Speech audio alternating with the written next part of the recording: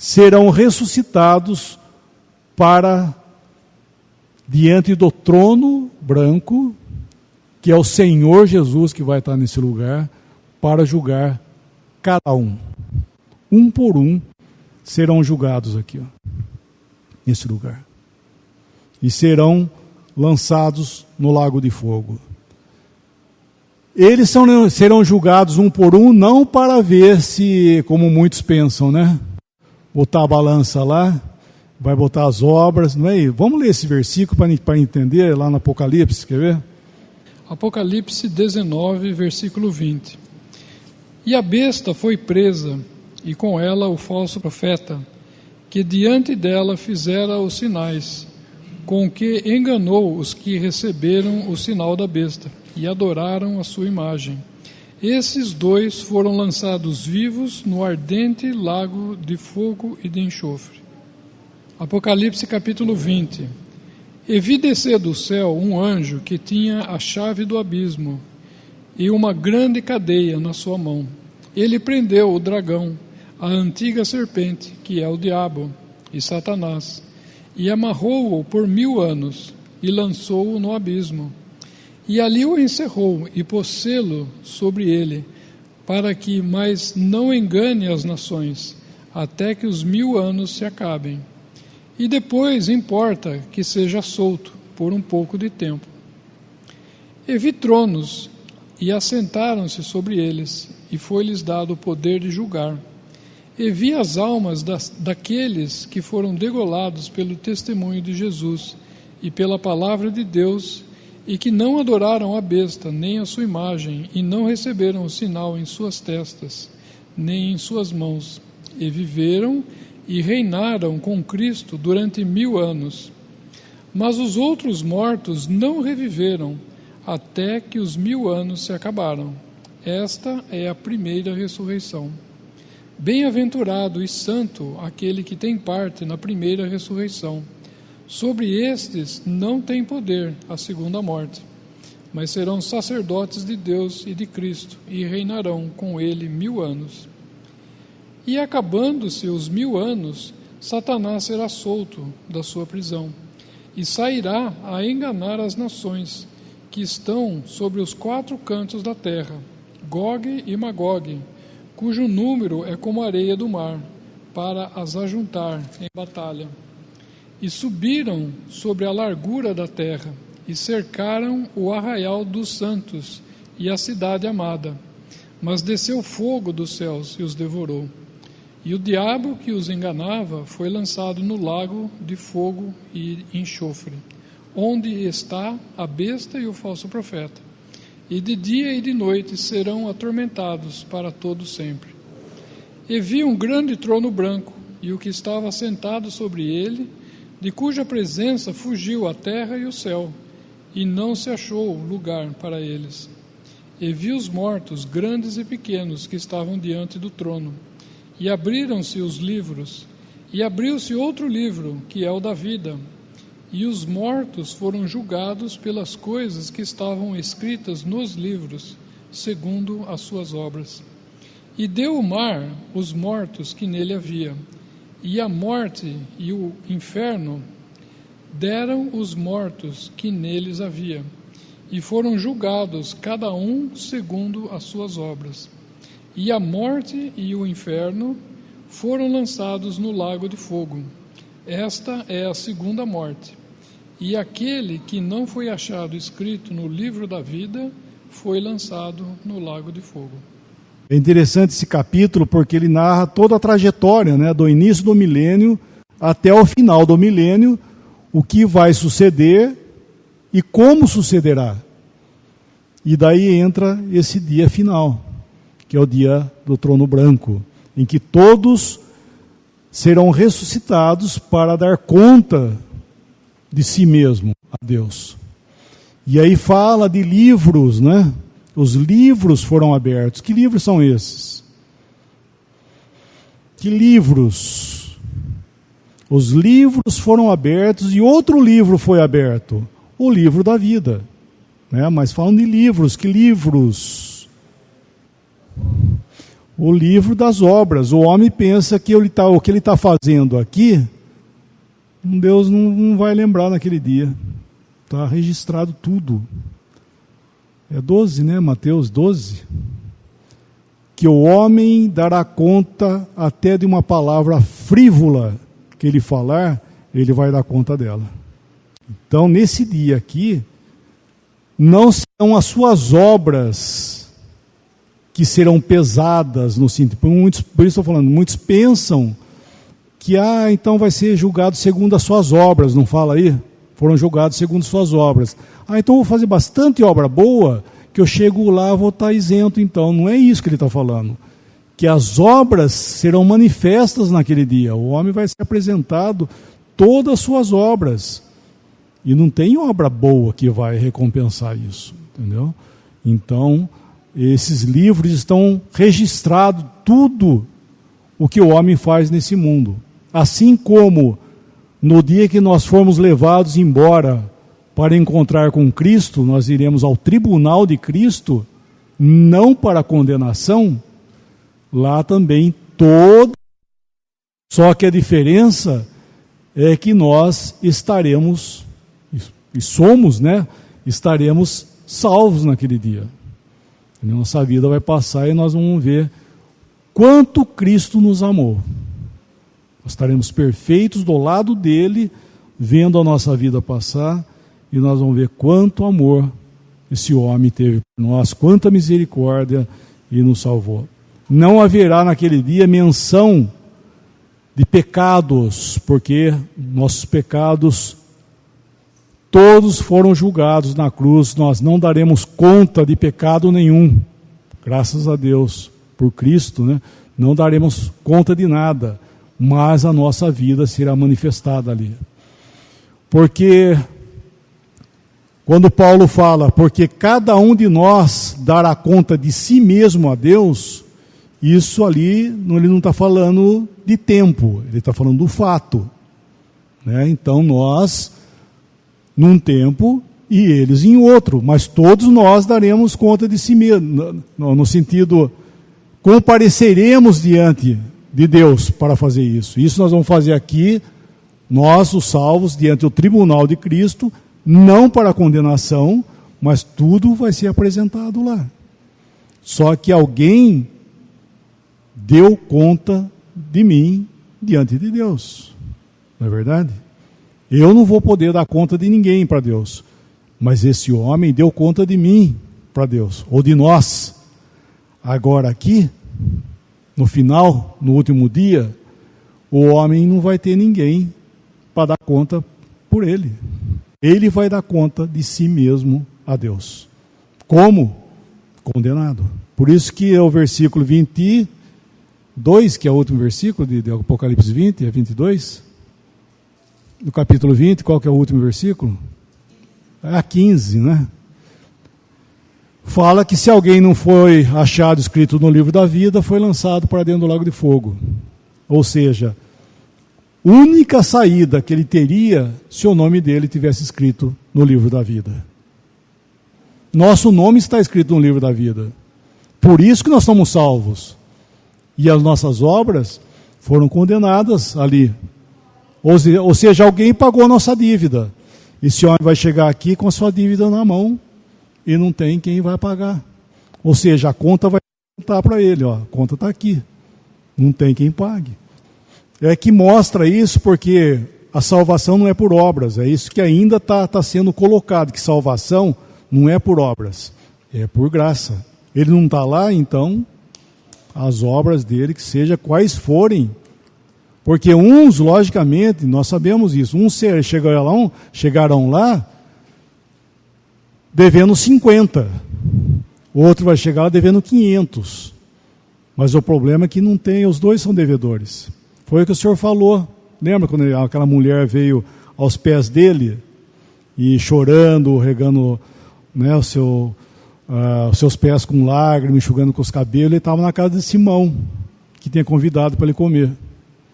E ele sentado lá, olhou para o Senhor, viu a mulher no pé dele, que era uma pecadora. Ele falou consigo mesmo, se esse fosse ele ia saber quem e qual é a mulher que está no pé dele, porque é uma pecadora. Ele falou consigo mesmo. O senhor sabia que ele estava pensando, falou assim: Simão, tem uma coisa para dizer para você. Dize a mestre. Havia um homem que tinha 2 devedores. Um devia 500 dinheiros e o outro devia 50. Não tendo os 2 com que pagar, ele perdoa ambos. Qual dos 2 amará mais? Ele falou: tenho por mim que é aquele que mais foi perdoado. Ele falou: então, eu entrei na sua casa, você não me desse o ósculo. Essa mulher não me cessa de beijar os pés. Não me ungiste a cabeça, essa com as suas lágrimas estão ungindo meus pés. Não lavaste os meus pés, e ela com as lágrimas está fazendo isso. Por isso que eu te digo, os seus pecados são perdoados. Porque ela muito amou. Ela estava amando pelo conhecimento do perdão. Mas ele falou isso. Um devia 50 e outro 500. Mas não tendo os 2 com que pagar. E é o que vai acontecer aqui. Não importa quanto. O problema é que você não tem como pagar. Não adianta você achar que você é melhor. Vai chegar lá. Esse é o conceito humano, né? Aquele lá fez tanto e eu não fiz. Eu sou melhor, eu vou chegar lá, eu vou ser poupado. Mas o pouco que você deve já é dívida já. Não tem. Você tem que ter alguém que tenha que pagar a sua conta, né? Ou seja, o Senhor, né, é o nosso pagador, o nosso substituto, né? Pagou a nossa conta, então eu não devo nada mais para Deus. E um detalhe, eu estava falando aqui, por isso começou o assunto no fim, antes que fuja. O reino, 2 esferas, terrena e celestial. A esfera celestial, ela comporta os santos que foram arrebatados aqui e os santos ressuscitados. Faz parte, que são esses santos, deixa claro, os santos arrebatados com os santos ressuscitados da igreja, os santos do Velho Testamento que são ressuscitados aqui nesse dia, e os santos que serão ressuscitados aqui na volta de Cristo. Esses são a esfera celestial. E todos que passaram em vida aqui e vão entrar vivos, juntamente com as nações, fazem parte da esfera terrena. Tá? Então, essas 2 divisões que existem no reino. Embora... Não, o que vai haver é uma... Isso, aquela escada. Esse tempo aqui, o céu vai estar em harmonia com a terra. Ou melhor, a terra vai estar em harmonia com o céu. Vai ter uma união. Por causa de Cristo, óbvio, né? Ele vai ser o centro, quando fala lá em João, capítulo 1, versículos finais lá, que fala que vereis o céu aberto e uma escada subindo e descendo sobre o Filho do Homem, não está dizendo que Cristo é a escada, tá? É que ele é objeto por existir essa escada aí, tá? Porque ele vai reinar sobre todo o universo, o Senhor. É que haverá esferas terrena e celestial. Sim, certo. Não, aí está certo, está correto. Realmente, nesse caráter, sim, quando o Senhor vier aqui, ele vai julgar. Porque não entrarão, né, aqui vai ser o julgamento dos vivos, não entrarão no milênio aqueles que foram contra o Senhor pelo testemunho aqui dos seus irmãos, os pequenos, né? Esses pequeninos que eles não aceitaram e não recolheram o testemunho dele, eles serão julgados aqui e serão condenados. Isso nós lemos agora em Apocalipse 20. Na hora que ele vem para estabelecer o reino dele, ele julga isso e mata os seus inimigos. Então Os que foram desobedientes aqui morrerão aqui, ó. Eles vão morrer aqui, entrarão somente os eleitos, né? Não diz que são todos salvos, mas são os que vão entrar. Nesse caráter, isso. As nações que ajudaram, os judeus, tudo vão entrar. Eles vão crer, né? Eles vão ajudar por crerem, né? Por aceitarem o testemunho deles, né? Na verdade, teríamos muito que falar de tudo, na verdade, né? Mas aqui, após o trono branco acontecer, haverá um novo céu e uma nova terra.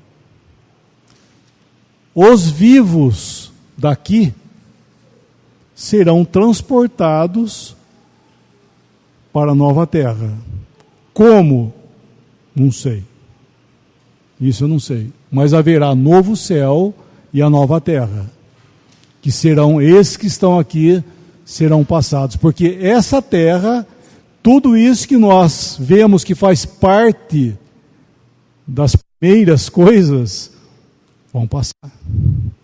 Essa terra que nós estamos vendo aqui hoje, pisando nela, ela será consumida, ela vai destruir. Então esse povo que vai estar aqui, eles são levados, o mar já não existe. E ali não haverá nem pranto, nem dor, nem morte, que ainda vai ter aqui, não haverá nem morte, nada. Tudo será paz. Que isso é o quê? Isso é a eternidade.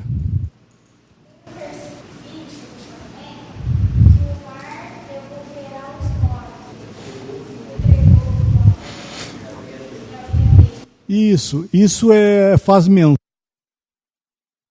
aos que morreram e nunca mais foram achados.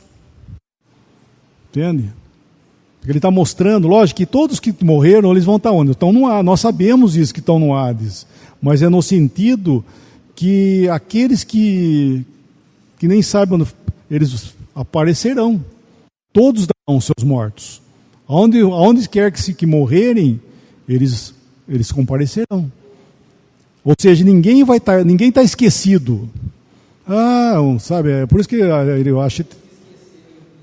vamos dizer, naufragou um barco ali em 1215, lá no... Cadê? Sumiu, não sabe onde foi parar. Esses que morreram lá vão aparecer ali. É nesse sentido que eu entendo, não sei se o Luiz sabe outra coisa, que tudo vai entregar, todos os mortos serão apresentados, é isso que ele está falando. Né? Todos os mortos, ou seja, não vai passar ninguém. E um detalhe mais, salvação, apesar de ser igreja, Israel, né? Igreja, Israel, salvação é individual. É um ato individual, ainda que você pertença, após salvo, a um grupo de pessoas, né? Que no caso da igreja, por exemplo, mas salvação é individual. E Deus não tem neto, Deus tem filhos. Então, salvação, ela é individual e não se passa, não é herança não. Salvação é individual. E assim, aquele dia aqui, é o que vai acontecer também. Cada um vai se apresentar ali. Todos, vai ser um por um, cada um vai dar conta de si mesmo a Deus. Entende? O homem não vai passar no meio da massa, não. Ele vai um por um, vai dar conta de si mesmo a Deus. Tribunal de Cristo vai ser individual também. Aqui é individual, aqui também vai ser individual. Nós seremos apresentados individualmente. Não vai ser a igreja sentada, né? Todo salvo sentado. Luiz, sua vez. Luiz. Entendeu? Nós seremos individualmente com o Senhor e nós vamos diante dele, eu e ele só, que nós vamos ver a nossa vida, a minha vida, e eu vou estar com Ele. O Senhor não vai expor nada para ninguém. Vamos ler um versículo, leia lá então, por favor. Efésios capítulo 1, versículo 10. De tornar a congregar em Cristo todas as coisas, na dispensação da plenitude dos tempos, tanto as que estão nos céus, como as que estão na terra. Colossenses capítulo 1, 17 a 19. E Ele é antes de todas as coisas, e todas as coisas subsistem por Ele. Ele é a cabeça do corpo, da igreja. Ele é o princípio e o primogênito dentre os mortos, para que em tudo tenha a preeminência, porque foi do agrado do Pai que toda a plenitude nele habitasse. Porque Deus fará convergir em Cristo, isso em Efésios, fará convergir em Cristo todas as coisas. O céu, da terra, vai convergir tudo em Cristo. E Ele, aí de Colossenses, terá a preeminência ou a primazia em tudo. Então, em comparação aos que estão perdidos e os salvos, Cristo terá a preeminência. Graças a Deus, haverá mais salvos do que perdidos. Isso, Deus será glorificado nisso. Que a obra de Cristo, desgraça do homem, seja o que for, que aconteceu em toda a história, começando por Satanás, Cristo foi aquele que veio para remir. Ele entrou debaixo, ele entrou na condição para resgatar. Isso que é maravilhoso.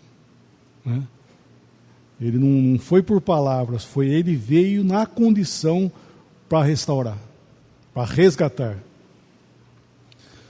Satanás, um dia, deixou a sua posição, o seu estado original, para desonrar Deus.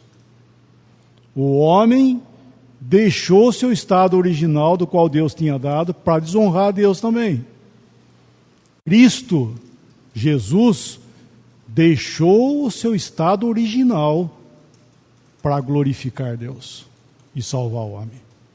Então ele veio aqui assumindo a forma mais baixa para poder resgatar.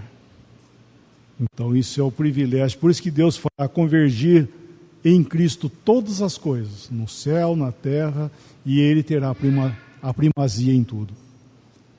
Não é isso mesmo? Essa é a maravilha do Senhor, Não é isso mesmo, então, meus irmãos? Esse é um resumo da história, do que foi e ainda será. Não, eles saíram daqui, saíram daqui para nunca mais voltarem, nunca mais, até hoje, até nós, por exemplo, você pode ser um hebreu, sem saber, porque eles se misturaram tanto com as nações, que estão tudo vendido aí no meio, embora existam ainda, e são conhecidos de Deus. E eles voltam aqui para reinar no milênio. Eles vão passar pela grande tribulação, como o mundo vai passar, mas eles voltam aqui por um chamado celestial. Um chamado de Deus, chamado divino, para eles voltarem outra vez, para reinar, para tomar suas posições. Então todo Israel vai ser salvo. Eles voltarão ali. Eu pus a flecha desse jeito aqui, porque, na verdade, quem volta para dar conta são os judeus. Que eles foram eles que voltaram e foram eles que mataram o Messias. Judá e Benjamim, que é chamado de judeus, Eles que foram culpados. Então, eles é que foram dispersos aqui e voltam aqui. Essas 10 tribos que desceram aqui, não mais voltaram. Vão voltar, praticamente, eles vão atravessar com o mundo, embora que, lá em Apocalipse capítulo 7, mostra que as testemunhas, os 144 mil, são das 12 tribos. Tá? São das 12 tribos que são eleitos, exceto Dan, exceto a tribo de Dan, que não vai participar. Quem vai tomar o lugar dele vai ser Manassés, que é filho de José. E então eles também estarão aqui no começo, eles voltarão aqui também junto com eles, esses que vão fazer parte do testemunho, são das 12 tribos. Essas 10 tribos ali, eles vão cumprir o evangelho por reino, eles vão voltar no finzinho. Não, eles vão fazer parte, eles vão passar junto. Eu não sei bem os detalhes, né? Mas eles não são diretamente culpados da morte do Messias. Essa é a diferença. Por isso que eu estou falando, a diferença deles, das 10 tribos com os judeus aqui, é que eles não são culpados diretamente da morte do Messias. Né? Embora são parte de Israel, por isso que eles vão reinar com Cristo também. Serão parte das 12 tribos. Toda a descendência. Deus vai separar todos. Vai existir outra vez Israel e os gentios, né? Daí acaba o tempo dos gentios. Né? O que é o tempo dos gentios? Agora pergunta, agora é minha vez, vai. O que é o tempo dos gentios? Foi dito aqui acerca de que é o que vai acontecer. O senhor faz menção aqui, quando ele falou aqui, ele faz menção que eles seriam dispersos. Vamos ler esse versículo? Lucas 21, versículo 20 ao 24. E é o versículo 24 que é o assunto, né? Mas lê do versículo 20 para poder entender que tempo é esse. Mas quando virdes Jerusalém cercada de exércitos, sabei então que é chegada a sua desolação. Então os que estiverem na Judéia fujam para os montes, os que estiverem no meio da cidade saiam, e os que nos campos não entrem nela, porque dias de vingança serão estes, para que se cumpram todas as coisas que estão escritas. Mas ai das grávidas e das que criarem naqueles dias, porque haverá grande aperto na terra e ira sobre este povo.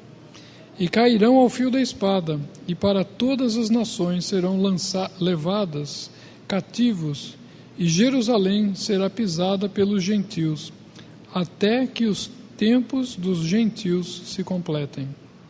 Ele está falando aí, menção aqui desse dia aqui, no começo da igreja, quando o general Tito, romano, destruiu Jerusalém. Essa data aí que ele está falando. Quando vir de Jerusalém sitiada, é esse dia aqui, E Jerusalém vai ser destruída e serão dispersos para todas as nações, até que o tempo dos gentios se complete e Jerusalém será pisada por eles, pelos gentios. Então, o que caracteriza o tempo dos gentios? Os tempos dos gentios. Normalmente se pensa que o tempo dos gentios é isso aqui, mas na verdade faz parte. Porque o que caracteriza o tempo dos gentios é o quê? Se é tempo de gentios, porque está relacionado a Israel, não é verdade? No tempo em que Jerusalém for dominada por gentios, é o tempo dos gentios. E isso teve início aqui com Nabucodonosor. Nós não tivemos tempo de ler isso também, tá?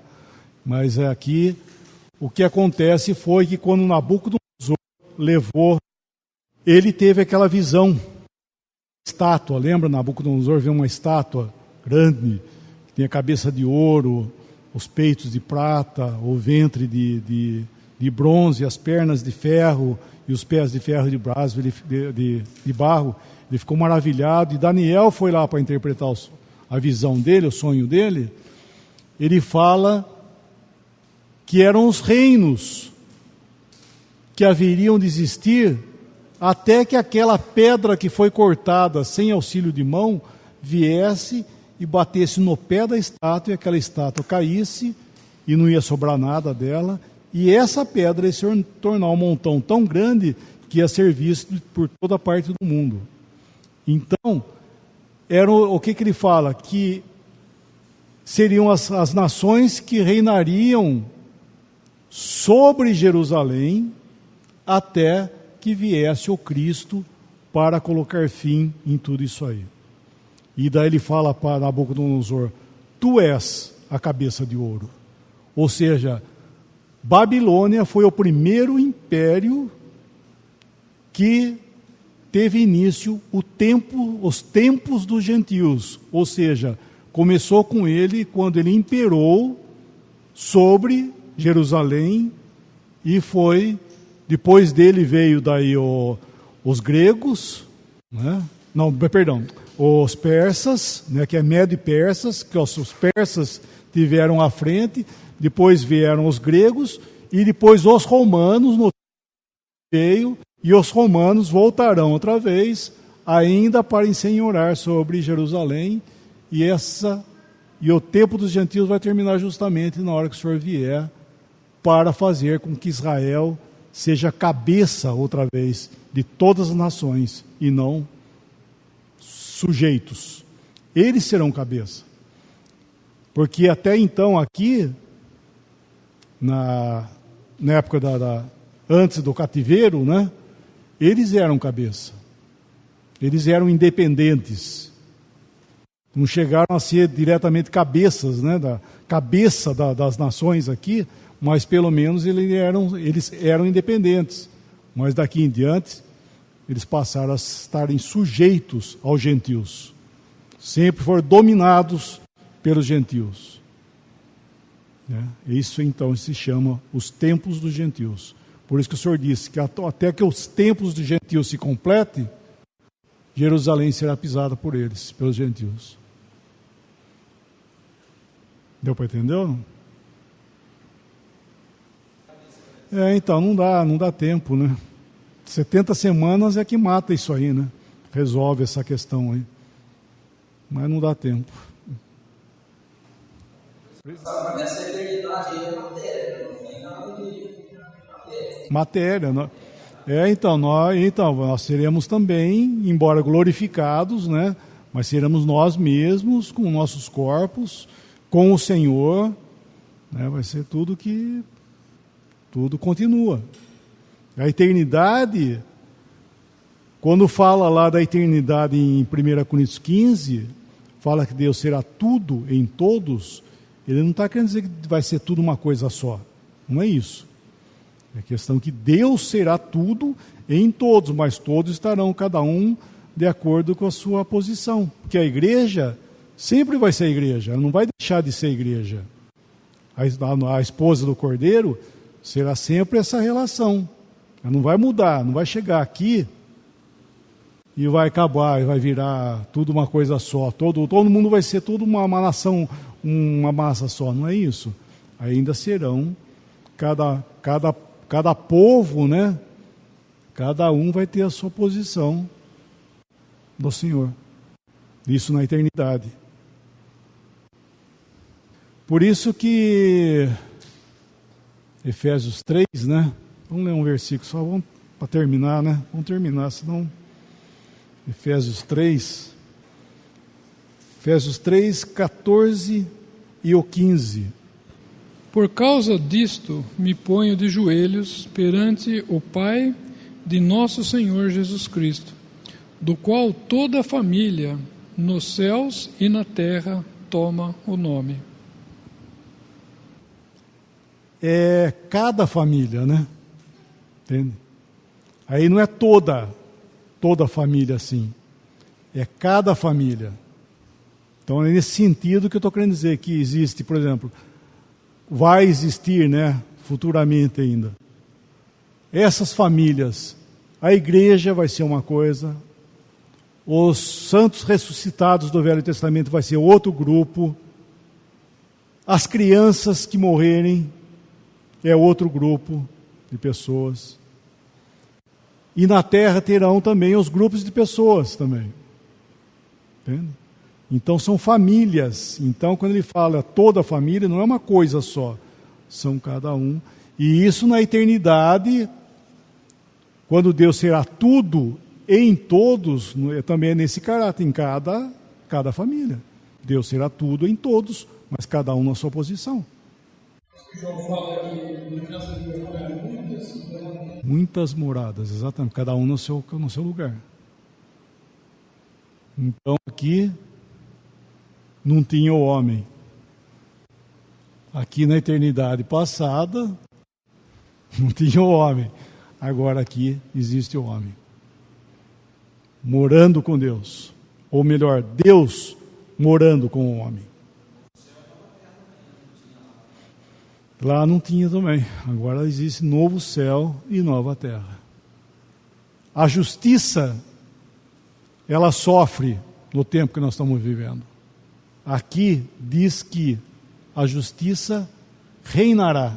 Nós vimos lá em Isaías 11. A justiça reinará.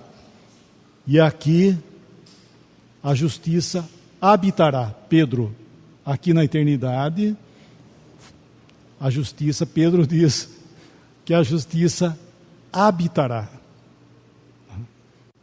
Ou seja, nesse tempo aqui, da eternidade futura, lá quando nós estivermos, nós devemos entender que não haverá mais provas, como aconteceu aqui, ó. Aqui na eternidade passada, existiu o grande até, né? Até que, né, quando nós falamos no início do estudo, até que achou iniquidade em ti, foi lá com Lúcifer. Nós devemos entender que aqui não haverá mais provas para acabar tudo. Será sempre justiça, sempre paz, sempre tudo. Bom, falando outra vez, teria muito que falar, né? Cada ponto aqui teria muito que falar ainda, mas melhor parar por aqui. E graças a Deus, como os irmãos falam, né, que a cada vez que a gente para ver isso, né, sempre nós vemos sempre coisa nova, então sempre, né, porque é a eternidade, é coisa de Deus, né, não tem limite, né? Não é uma coisa como você ter uma história na mão que você vai repetir sempre aquela mesma coisa. Não é, isso é cada vez, porque não é de Deus, né? Não tem essa. São coisas simples, mas elas tocam a eternidade, tocam a Deus, né? Tocam a dimensão de Deus. Então sempre há algo, né, para aprendermos, né?